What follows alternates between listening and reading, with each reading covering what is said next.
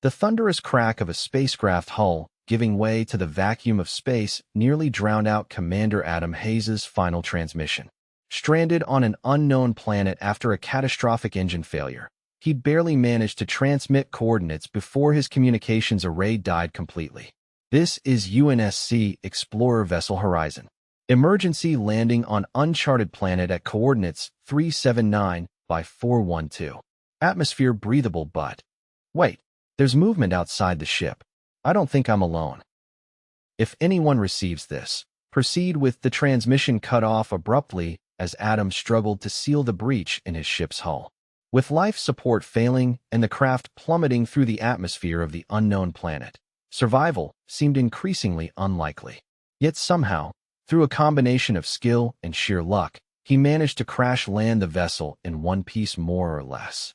When Adam regained consciousness, his head throbbed with pain. Blood trickled down his forehead, and his vision blurred as he tried to focus on the emergency lights flashing overhead. The Explorer vessel Horizon, humanity's pride in deep space exploration, now lay in ruins around him. "Systems check," he croaked, his throat dry from the acrid smoke filling the cabin. "Life support, critical. Communications, offline. Navigation, offline. Hull integrity, compromised." The ship's AI responded mechanically. Adam unbuckled himself from the pilot's seat and stumbled to his feet. His left leg screamed in pain, likely fractured, but adrenaline pushed him forward as he gathered what supplies he could. The emergency med kit, a few ration packs, his sidearm, and a portable atmospheric analyzer. The ship's main hatch had been jammed during the crash, forcing Adam to exit through an emergency escape port. As he emerged into the alien landscape, he was struck by the strange beauty surrounding him. Twin moons hung in a violet sky, casting an eerie glow over vast plains of silver-blue grass that undulated like ocean waves. In the distance, crystalline structures jutted from the ground like massive gemstones. "At least I can breathe," he muttered, checking his analyzer, which confirmed oxygen levels similar to Earth's, though with higher concentrations of noble gases. His training kicked in as he began recording observations into his personal datapad. He hadn't gotten far when a low humming sound filled the air. Adam looked up to see three sleek, iridescent crafts descending toward him. Unlike any human technology, they moved with impossible grace, seeming to bend the light around them. "First contact situation," Adam whispered to himself, setting down his supplies and raising his hands in the universal gesture of peace. His heart raced, but years of training for this exact scenario steadied his nerves. The crafts landed in a triangular formation around him. Hatches slid open noiselessly, and tall, slender figures emerged. They stood nearly 7 feet tall, with luminescent skin that shifted colors like oil on water. Their eyes, 3 per face, were large and completely black, reflecting the alien landscape like mirrors. One of the aliens stepped forward, its movements fluid and precise. It wore what appeared to be ceremonial armor adorned with symbols Adam couldn't decipher. The being raised a device that emitted a soft blue light, scanning Adam from head to toe. "Human," the alien said, the words sounding odd through what must have been a translation device. "You have entered sovereign territory of the Zyraxian Empire. You will come with us." Adam nodded slowly. "My name is Commander Adam Hayes of the United Nations Space Command. My ship crashed. I mean no harm or trespass." The lead alien made a gesture that seemed dismissive. "Your intentions are irrelevant. The prince awaits." Before Adam could respond, he felt a strange tingling sensation as a field of energy enveloped him. His body went rigid, and he found himself being levitated toward one of the crafts. Despite his paralysis, his mind raced with both fear and excitement. First contact with an advanced alien civilization was what every space explorer dreamed of, though preferably under better circumstances. Inside the craft, Adam was secured to a seat that molded itself around his body. The interior was sparse but elegant, with controls that appeared to be manipulated by thought rather than touch. No restraints held him in place, but the paralysis field remained active, preventing any movement beyond his eyes. The journey was brief but disorienting as the craft moved at speeds that should have crushed him with G-forces, yet he felt nothing. Through a transparent section of the hull, Adam watched the landscape blur beneath them before they approached what could only be described as a city, though unlike any human concept of urban development. Massive spiraling structures of crystal and some metal-like substance reached toward the sky, connected by bridges that seemed to be made of pure light. Gardens floated untethered to the ground, and waterfalls flowed upward rather than down. The craft slowed as it approached the largest structure at the center of the city, a palace that shimmered with all the colors of the spectrum. When they landed, the paralysis field was deactivated.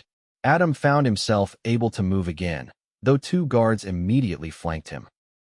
Their armor was more substantial than the first aliens he'd encountered, and they carried weapons that hummed with energy. "You will walk," one of them commanded. "Any attempt to flee will result in immediate neutralization." Adam nodded, wincing as weight returned to his injured leg. "Understood. Though I should mention I'm injured from the crash." The guards exchanged glances but offered no assistance as they marched him through corridors of such beauty that Adam momentarily forgot his pain. Walls of living crystal pulsed with light that responded to the presence of the aliens, dimming slightly when Adam passed. Ceiling arches soared hundreds of feet overhead, and what appeared to be stellar maps were projected in the air. After several minutes of walking, they arrived at massive doors etched with intricate patterns that seemed to tell a story, though of what, Adam couldn't begin to guess. The doors parted silently, revealing a vast throne room. Dozens of the aliens stood in formation along both sides of a central pathway. At the far end, upon a raised dais, sat what could only be the prince. Unlike the others, his skin glowed with a bluish luminescence, and a crown-like structure of crystal and metal adorned his elongated head. His garments flowed around him like liquid silver. Adam was marched to the center of the room, where the guard stopped and stepped back slightly. The prince observed him with what seemed like curiosity, his three eyes blinking in sequence rather than simultaneously. "So this is a human," the prince said, his voice resonating with a musical quality even through the translation. "The first to reach our world in physical form, though we have intercepted your transmissions for many of your years." Adam bowed his head slightly, a gesture of respect without subservience. "Prince of the Zyraxians, I am Commander Adam Hayes of Earth. My presence on your world was unintentional, a result of spacecraft malfunction." The prince rose from his throne, standing even taller than the other aliens. He descended the steps with fluid grace and circled Adam, examining him from all angles. "Your kind have been expanding throughout the stars with reckless abandon," the prince said. "Plundering resources, establishing colonies, projecting your primitive warfare into the cosmos." "With respect," Adam replied carefully. "Humanity seeks knowledge and connection more than conquest. We've made mistakes, certainly, but silence," the prince commanded, his tone hardening. "Your species' reputation precedes you. We have observed your history through your own records. Endless wars, environmental destruction, genocide." The prince returned to face Adam directly, his three eyes narrowing. "Kneel before me, human," he ordered, his voice echoing throughout the chamber. "Kneel and pledge that humanity will never encroach upon Zyraxian space." The room fell silent. The assembled aliens watched intently, some with hands resting on weapons. Adam considered his options. His leg throbbed with pain, making kneeling actually easier than standing, but the diplomatic implications were significant. Earth knew nothing of these beings, their power, their reach. Adam made his decision. He smiled, not a grin of defiance or mockery, but a gentle expression of understanding. The Zyraxian guards flanking him immediately took a step back, their weapons raising slightly.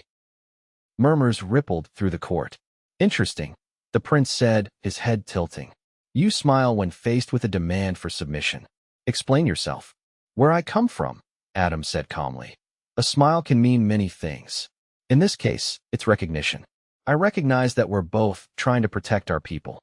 You through intimidation, me through diplomacy." Adam winced as he shifted his weight off his injured leg.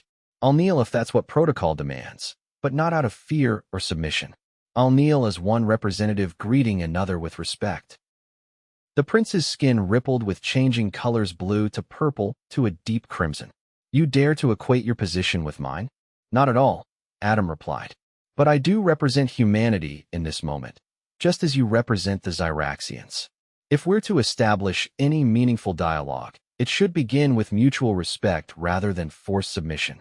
The prince was silent for a long moment. The tension in the room grew palpable, with guards tightening their grips on weapons. Finally, he spoke. In 10,000 cycles, no one has smiled when ordered to kneel. They have trembled, begged, or attacked, but never smiled. The prince's colors settled back to a calm blue. Your injury is causing you pain, yet you stand. Adam nodded. It is. But standing seemed important for this conversation. The prince made a gesture, and a floating platform glided forward. Sit. Our medical knowledge far exceeds yours. You will be treated, and then we will talk properly. Adam hesitated only briefly before accepting the offer, lowering himself onto the platform with relief. Thank you. As he was guided away by medical attendants, he heard the prince address his court. Perhaps there is more to these humans than our observations have shown. The medical chamber was a marvel of technology. Walls lined with instruments Adam couldn't begin to identify surrounded a central examination platform that hovered above the floor. 3 Zyraxian physicians distinguished by their white, iridescent robes worked with silent efficiency. Your bone structure is remarkably inefficient, one commented as they scanned Adam's injured leg. So much calcium for so little strength. We're working with what evolution gave us, Adam replied, trying to maintain his composure despite the pain. Remain still, another physician instructed, placing a device over Adam's leg. This will reconstruct the damaged tissue and fuse the bone fracture. A warm sensation spread through Adam's leg, followed by an intense pressure that made him grit his teeth. The pain peaked and then suddenly vanished completely. Adam looked down in amazement as the physician removed the device, revealing his leg now completely healed. That's incredible, he breathed. That would have taken months to heal on Earth. Primitive medicine, the third physician remarked, moving to treat the gash on Adam's forehead. Your entire medical system relies on allowing the body to heal itself with minimal assistance. As they continued treating his injuries, Adam asked questions about their technology, their physiology, their world. Some were answered, others deflected, but the exchange remained civil. Within 30 minutes, all his injuries had been completely healed. One of the prince's attendants arrived as the physicians were finishing. The prince will see you now in the observatory. You will follow me. Adam was led through more magnificent corridors until they reached a circular chamber with a ceiling that appeared to open directly to space. Stars, nebulae, and distant galaxies were visible with a clarity impossible through Earth's atmosphere. The prince stood in the center, manipulating points of light in a 3-dimensional stellar map. Commander Hayes, the prince acknowledged without turning. Your injuries have been treated satisfactorily? Yes, thank you, Adam replied, flexing his healed leg. Your medical technology is remarkable. A simple application of cellular reconstruction, the prince said dismissively. He waved a hand, and the star map zoomed out to reveal a vast section of the galaxy. A small area was highlighted in blue. This is Zyraxian space. Your Earth is here. He pointed to a tiny spot far from the blue region. The distance between us is substantial, Adam observed. Indeed, which makes your presence here all the more curious. The prince turned to face him directly. Your vessel's technology should not have been capable of reaching this far into space. Adam frowned. We've developed faster than light travel based on the Henderson-Kaku principle. It allows us to. I am familiar with your crude method of folding space, the prince interrupted. Even with such technology, you should not have reached us for another 50 of your years. Adam's mind raced. The Horizon had been on a routine exploration mission within charted space when the malfunction occurred. Could the engine failure have somehow propelled them farther than intended? There was an anomaly during our journey, Adam admitted. Some kind of cascade failure in our propulsion system. We're still perfecting the technology. The prince's colors shifted thoughtfully. Show me your exact coordinates before the failure. A holographic interface appeared before Adam. After a moment of familiarizing himself with the alien controls, he input the last known coordinates of the Horizon before the malfunction. The prince studied the information, his 3 eyes widening slightly. Interesting. You encountered a natural phenomenon we call a space-fold nexus, a place where the fabric of space naturally thins. Your primitive engine's failure likely created a resonance that catapulted you through it. A wormhole? Adam asked. A crude analogy, but sufficient, the prince conceded. This explains your arrival, but raises new concerns. If humans stumble upon these nexuses accidentally, others might follow. Is that why you were so hostile initially? Adam asked. Fear of human expansion? The prince's colors darkened. Not fear. Caution. Your species has a history of subjugating those you consider less advanced than yourselves. We wanted to establish dominance immediately. And now? Adam asked. Now I am. Reassessing. The prince manipulated the star map again, zooming in on Earth. Your world faces many challenges. Resource depletion, climate instability, political fragmentation. Yet you venture into space with remarkable determination. We go into space partly because of those challenges, Adam explained. To find solutions, new resources, new perspectives. But also because exploration is fundamental to human nature. The prince was silent for a moment, his skin shifting through subtle hues of blue and green. Perhaps we are not entirely dissimilar in that regard. The Zyraxian Empire began as explorers before becoming conquerors, and then, eventually, custodians. Custodians, Adam asked. Of knowledge, of balance, of life itself in this sector of space. The prince dismissed the star map with a gesture. Walk with me, Commander Hayes. They exited the observatory and moved through a corridor that opened onto a vast garden unlike anything Adam had ever seen. Plants that seemed part crystal, part organic matter grew in geometric patterns. Some floated untethered to the ground. Others spiraled up toward the alien sky. For 100,000 of your years, the Zyraxian Empire has maintained the balance of life in this region of space. The prince explained as they walked. We have uplifted 17 species to interstellar capability, prevented 12 extinction events, and regretfully quarantined 3 civilizations that proved too aggressive to join the galactic community. Quarantine? Adam asked, concern evident in his voice. Energy barriers around their solar systems, the prince clarified. They can develop within their own worlds, but cannot threaten others. When they evolve beyond their violent tendencies, the barriers will be lifted. Adam considered this. And where do humans fall in your assessment? Are we to be uplifted, saved from extinction, or quarantined? The prince stopped walking, turning his 3 eyes directly to Adam. That remains to be determined. Your arrival has accelerated our timetable for first contact with Earth by nearly half a century. We had planned to observe longer before revealing ourselves. And now we must make decisions based on incomplete data. The prince's tone became more formal. Which brings us to the matter of your return. Adam's heart rate increased. You're sending me back to Earth? With conditions, the prince replied. You will carry a message to your leaders. A formal introduction to the Zyraxian Empire and an invitation for a small delegation to return here for diplomatic discussions. Adam couldn't hide his excitement. This could be the most significant moment in human history, peaceful first contact with an advanced civilization. Do not romanticize this encounter, Commander, the prince warned. We are not offering technology, solutions to your world's problems, or military alliance. Merely conversation, the beginning of understanding. Even conversation can change worlds, Adam replied. The prince made a sound that might have been laughter. Perhaps that is why my guards stepped back when you smiled. They recognized something in your expression that I did not initially see, genuine hope for connection rather than conquest. Adam nodded. That's almost humans want when we look to the stars, to know we're not alone, to learn from others, to grow beyond our limitations.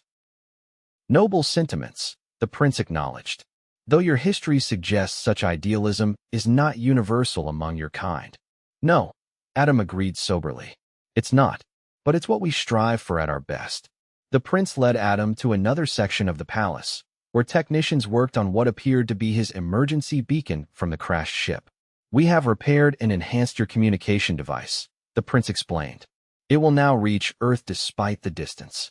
You may record your message, including our coordinates and invitation. Adam approached the familiar human technology, now integrated with alien components that made it nearly unrecognizable. What about my ship? The Horizon. Beyond repair, the prince replied. But we will return you to Earth directly. Adam's eyes widened. You have technology that can transport me across that distance instantly? Not instantly.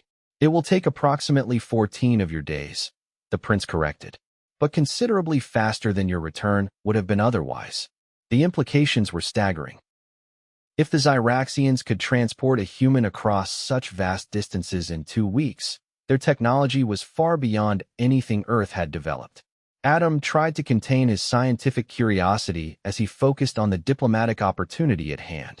Under the watchful eyes of Zyraxian technicians, Adam recorded his message to Earth. He explained his encounter, the crash, the initial tension, and the eventual diplomatic opening. He included the coordinates for Earth to send a small delegation and emphasized the peaceful, though cautious, nature of the Zyraxians. Message complete, he finally said. When will it be transmitted? It already has been, one of the technicians informed him. Your world should receive it within 7 of your days. The prince, who had been observing silently, stepped forward. You have behaved with unexpected wisdom, Commander Hayes. Your smile in the throne room, a gesture that could have been interpreted as defiance, instead opened a door to understanding. Sometimes the unexpected response is the most honest one, Adam replied. Indeed. The prince made a gesture, and a small crystalline object floated toward Adam. Take this. It is a token of Zyraxian recognition. Show it to the delegation when they arrive, so they will know you spoke truthfully about our encounter. Adam carefully accepted the crystal. It was warm to the touch and seemed to pulse gently with an inner light. Thank you. Prepare yourself for transport, the prince instructed. The process is not uncomfortable for most species, but the sensation can be disorienting. Adam was escorted to yet another chamber, this one spherical and lined with technology that defied his understanding. In the center was a platform just large enough for him to stand on. Remember, Commander, the prince said as technicians made final preparations, your species stands at a crossroads. The delegation you send will significantly influence our assessment of humanity's readiness for galactic citizenship. I understand, Adam replied solemnly. I'll make sure they know what's at stake. The prince's colors shifted to a calm blue. When they arrive, I will not order them to kneel. Your smile has taught me that there are better ways to begin a relationship between civilizations. Adam nodded, feeling the weight of responsibility on his shoulders. For what it's worth, Prince of the Zyraxians, I believe this encounter will be remembered as the moment both our species grew wiser. We shall see. The prince stepped back as the transport chamber began to hum with energy. Safe journey, Commander Hayes. Light enveloped Adam, intense but not blinding. He felt a strange sensation of both compression and expansion simultaneously, as if every atom in his body was being cataloged and recreated. The chamber around him faded from view, replaced by a swirling vortex of colors he had no names for. His last conscious thought before the transport fully engaged was of the moment in the throne room, how a smile had changed the course of interspecies relations and possibly the future of humanity itself. 14 days later, exactly as promised, Adam materialized in a secure facility at UNSC headquarters in Geneva. Alarms blared as sensors detected his unexpected arrival, and armed guards surrounded him instantly. Commander Hayes? A stunned general exclaimed, recognizing him despite his disheveled appearance. My God, we received your transmission 2 days ago. We thought it would take years to reach you, if you were even still alive. Adam stepped off the transport platform, the Zyraxian crystal clutched firmly in his hand. General Williams, I need to speak with the Security Council immediately. We have less than 3 months to prepare a delegation. The debriefing lasted for days. Every aspect of Adam's encounter with the Zyraxians was analyzed, questioned, and documented. Scientists examined the crystal he brought back, confirming it contained technology far beyond human understanding. Military strategists worried about potential threats, diplomats argued over who should be included in the delegation, and world leaders debated the implications for Earth's future. Through it all, Adam maintained a singular focus, ensuring that humanity's first official contact with the Zyraxian Empire would build upon the foundation his smile had created. 73 days after Adam's return to Earth, a carefully selected delegation of 12 human scientists, diplomats, linguists, and cultural experts embarked on a journey to Zyraxian space aboard Earth's most advanced vessel. Adam, now promoted to admiral, led the mission. As their ship approached the coordinates he'd provided, the familiar iridescent crafts of the Zyraxians appeared to escort them. The delegation watched in awe as the alien city came into view, its crystal spires gleaming against the violet sky. When they were led into the throne room, Adam noticed subtle changes. The formal rows of guards had been reduced, and a circular table now stood where he had once been ordered to kneel. The prince entered not from the throne dais, but from a side entrance, accompanied by what appeared to be Zyraxian scientists and diplomats. Admiral Hayes, the prince greeted him, using his new rank. You have returned as promised. With representatives eager to begin a dialogue between our worlds, Adam confirmed. The prince's gaze moved over the human delegation, his three eyes blinking in sequence.